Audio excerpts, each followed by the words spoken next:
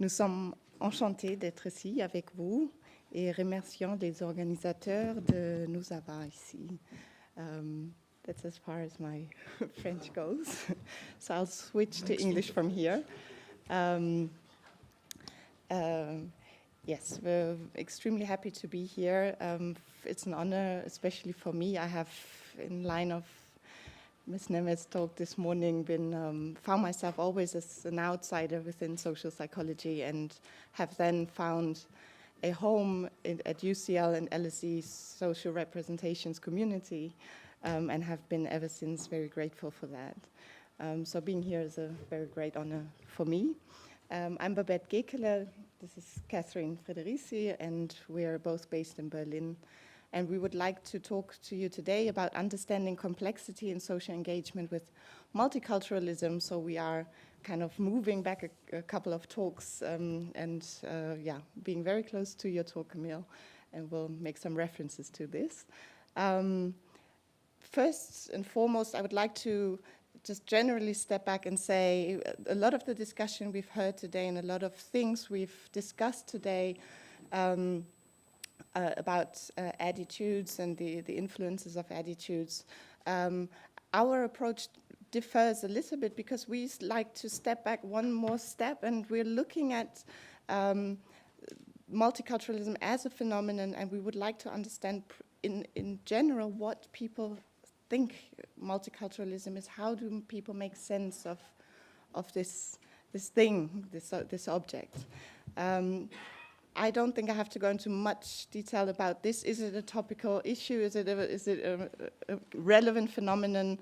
I think we all have heard a lot and talked a lot about the reasons why it is. It includes a lot of different debates, a lot of different images and discussions. And our approach and the reason we would like to, or we have started taking a social representations approach to multiculturalism, is because we found that in the media, as well as in different various academic sciences, something that Stuart Hall has summed up as in multiculturalism becoming something very diffuse, something very spongy and imprecise. We don't really know what multiculturalism actually is.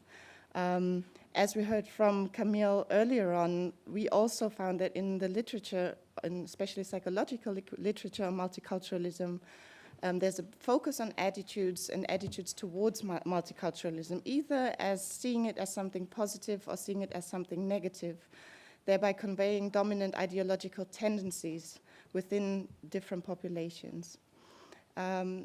In such research, we found multiculturalism as a homogeneous construct indicating neutral attitudes towards it in its mean, which nonetheless vary across various domains of acculturation, so different strategies of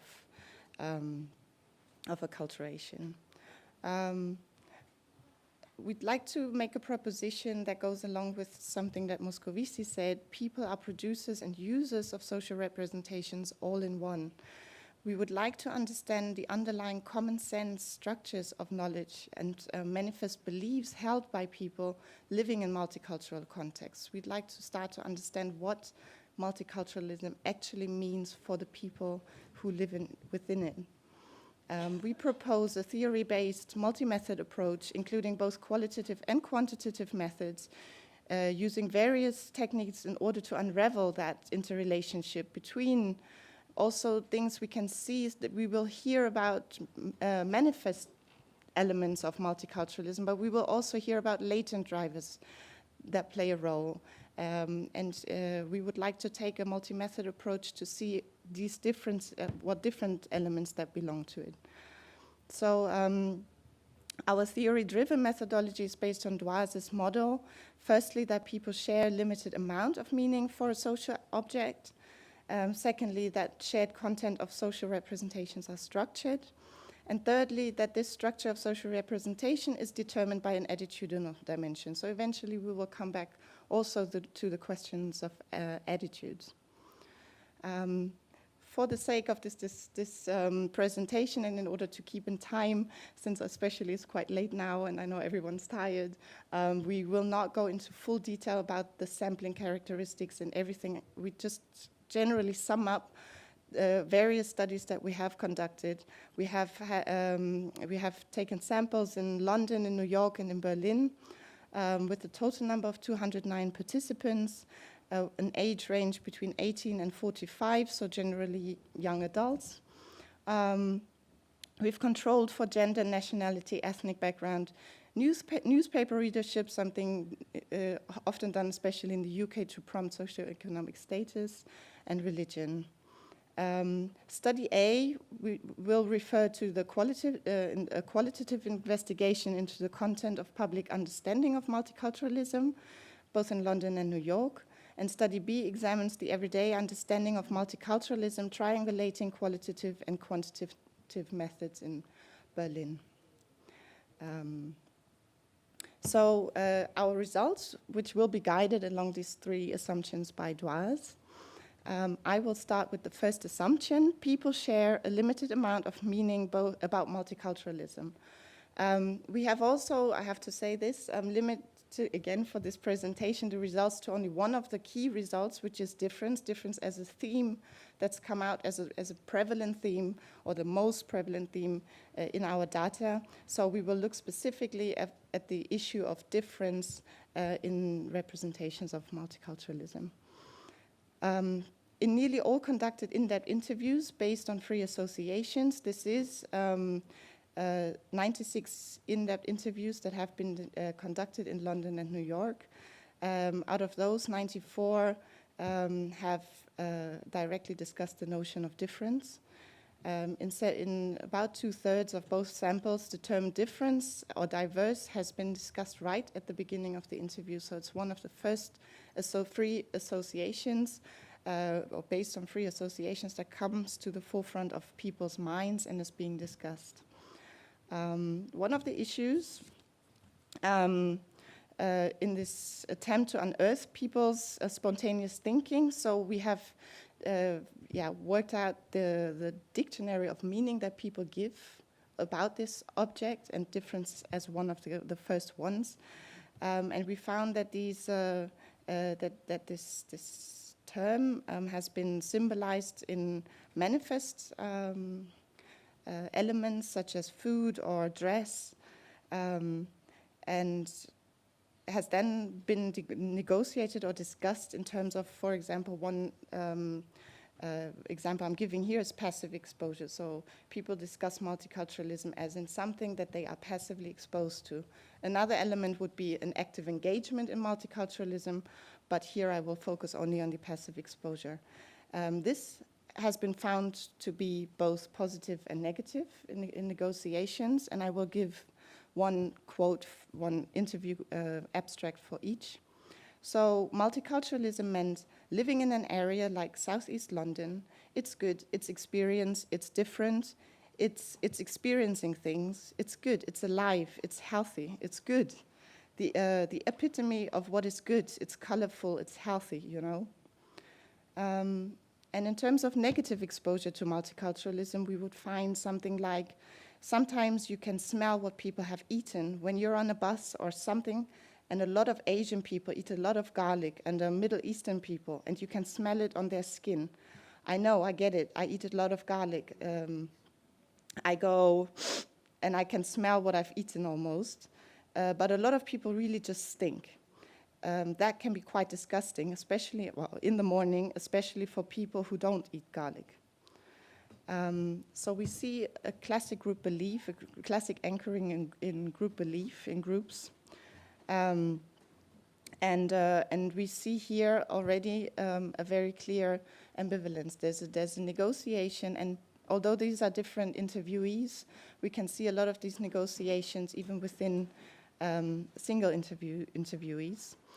We see ambivalent positioning between both pleasurable and threatening elements that are part of what's represented in multiculturalism.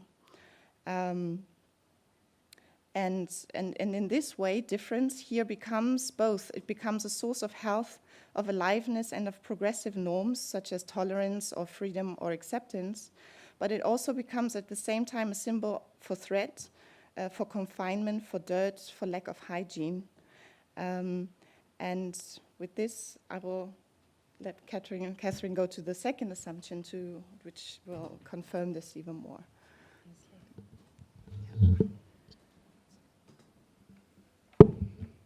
Okay. Does it work with the microphone? Yeah, I know.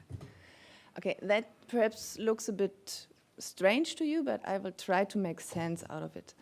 In order to put the theoretical assumption that shared content in a social representation is somehow structured, we try to find a method in our study B to let people structure their content. So first, we asked them again to free associate to multiculturalism, what comes to their mind, and it was like 93% in Berlin. And afterwards, with the most salient terms that popped up, we asked them first to evaluate on a polarity index scale if it's positive, negative, or neutral. And afterwards, we asked them to make a card sorting with all these terms and group them and talk about it afterwards, why they're sorted that way and everything. So, afterwards, we ran a network analysis, including centrality scores, so we could find out what's like the core or the periphery of the social representation, and that's what came out. These are thematic clusters, like terms that are grouped together, and you can find that under the red line, that is the core of the periphery after the centrality measures of network analysis, and above it's periphery. So it's in German, but I will translate the most important things that are in these terms. So, and I will only refer to the term differences, like we did in the results of study A. So, as we have seen in the other study, that there's an ambivalent nature when people talk about multiculturalism when they refer to differences. So sometimes it's good, sometimes it's bad, and there's different manifestations, and we can see the same here. So you see the red circle. Do you see it here down there? It's a term differences, and it's strongly connected to terms like problems, unfamiliar, prejudices, even fear and misunderstandings. On the other side, you have another cluster inside the core of the social representation, which emphasizes the positive aspects of being different in a shared place, like enrichment, colorful, interesting, stuff like that. You have a lot more clusters, but these are the ones strongly connected to differences or diversity.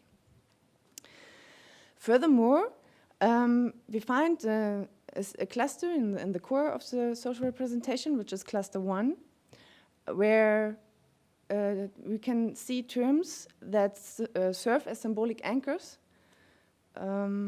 Like for multiculturalism, the abstract terms are manifest in food, music, language, tradition, and other things like that.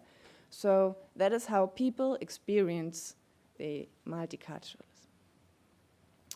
And with regard to the third assumption of Dwas, which led our methodology,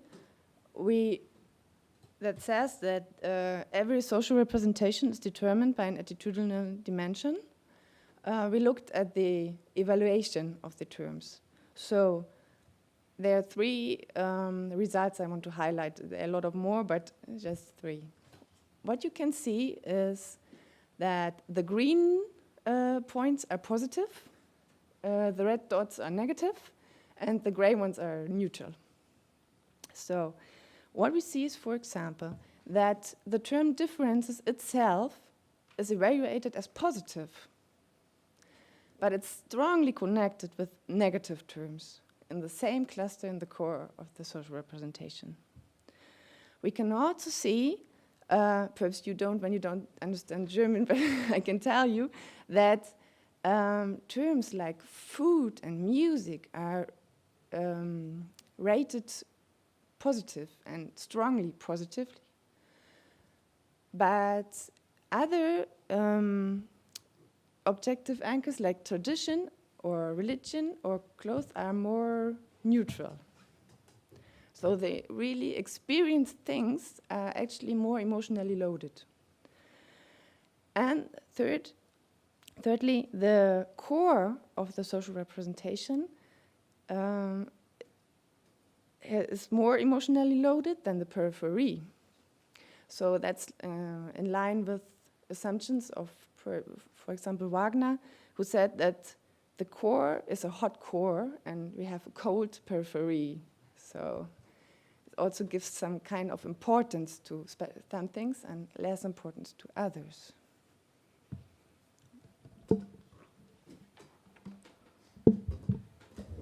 Yeah, so a few more notes on this third assumption, which is the structure of social representations is determined by attitudinal dimension. We can see both pleasurable and threatening elements in the social representations of multiculturalism. That's what we had expected as well.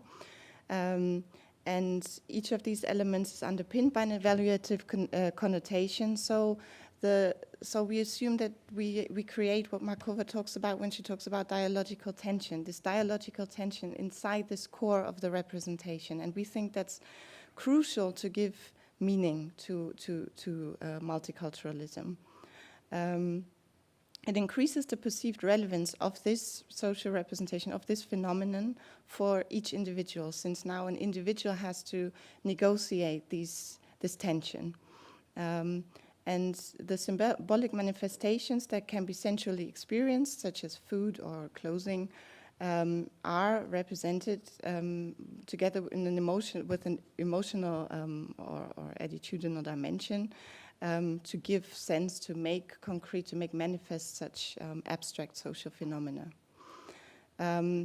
This, in summary, means for us that negotiations of multiculturalism become personally relevant, and they are negotiated in a complex fashion, since positive elements and negative ones live side by side, and it was our goal to find an approach, also a methodological approach that can let these ambivalences live. Because I think if we want to really understand such phenomena and also the relevance that it gives for us for practical implication for social change, we need to not see this as solemnly bad or good or bad, but we need to understand the complexity, the ambiguities, the contradictions that live within such phenomena and its social representation.